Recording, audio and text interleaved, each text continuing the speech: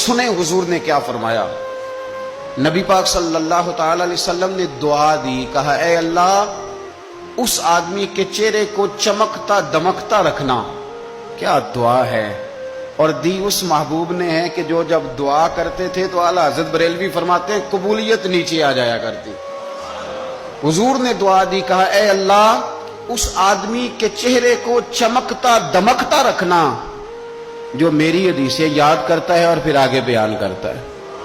اس کے چہرے کو چمکتا دمکتا رکھنا، یہ رسول پاک صلی اللہ تعالی علیہ وسلم نے دعا دی۔ میرے عزیز، امام بخاری رحمت اللہ علیہ کے ایک شاگرد تھے محمد بن عباس، وہ کہتے ہیں مجھے امام بخاری نا حدیثیں لکھوایا کرتے تھے اور میں حدیثیں لکھا کرتا تھا۔ جب آپ حدیث پاک پڑھتے ہیں یا حدیث پاک سنتے ہیں تو کئی دفعہ ایسے ہوتا ہے کہ آپ کوئی واقعہ اچھے طریقے سے پڑھ رہے ہیں حضور کے دور کا صلی اللہ علیہ وسلم، یا سن رہے ہیں، ایسے لگتا ہے کہ وہ منظر آنکھوں کے سامنے گھوم گیا ہے۔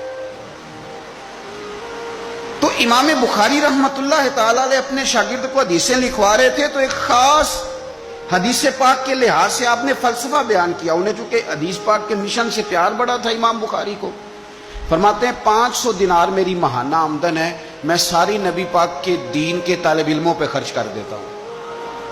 یہ مشن سے پیار ہے۔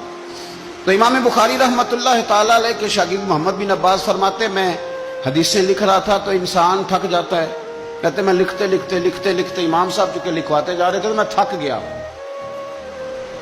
تو امام بخاری رحمت اللہ تعالی علیہ نے جب محسوس کیا نا کہ میں کوئی سست ہو گیا ہوں، تھک گیا ہوں، تو فرمانے لگے مجھ سے کہ جو کھیل کود والے لوگ ہیں نا، شاگرد سے کہتے ہیں جو کھیل کود والے لوگ ہیں وہ کھیل کود میں خوش رہتے ہیں، جو تاجر ہیں وہ تجارت میں خوش رہتے ہیں، جو سیاحت کے شوقین ہیں وہ گھومنے پھرنے میں خوش رہتے ہیں۔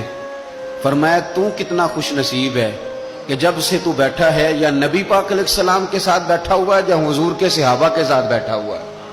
وہ یا نبی پاک کی حدیثیں لکھنا، حدیثیں جمع کرنا، حدیثیں بیان کرنا، حدیث کے ساتھ تعلق رکھنا، اس کا معنی یہ ہے کہ آپ نے نبی پاک کی صحبت اختیار کی ہوئی، آپ نے حضور کے صحابہ کی صحبت اختیار کی ہوئی۔ حدیث پاک کو یاد رکھیں، حدیثیں اپنے ذہن کے اندر بٹھائیں۔ ایک حدیث پاک میں نبی پاک صلی اللہ علیہ وسلم نے فرمایا جس نے 40 حدیثیں جمع کر کے میری امت تک پہنچائی، اللہ قیامت کے دن اسے علماء کے ساتھ کھڑا فرمائے۔ حدیثوں کو یاد رکھیں۔ میرا آپ کو مشورہ ہے کہ رات کو بیٹھ کے لکھیں آپ کو کتنی حدیثیں یاد ہیں، جو یاد ہیں وہ لکھیں، اور حضور صلی اللہ علیہ وسلم کی باتوں کا ذکر کریں۔ کسی شاعر نے ایک جملہ کہا تھا پر بڑے بہترین کہہ دیا، وہ کہنے لگا یا رسول اللہ صلی اللہ علیہ وسلم میری تو بات بن گئی ہے، بس تیری بات کر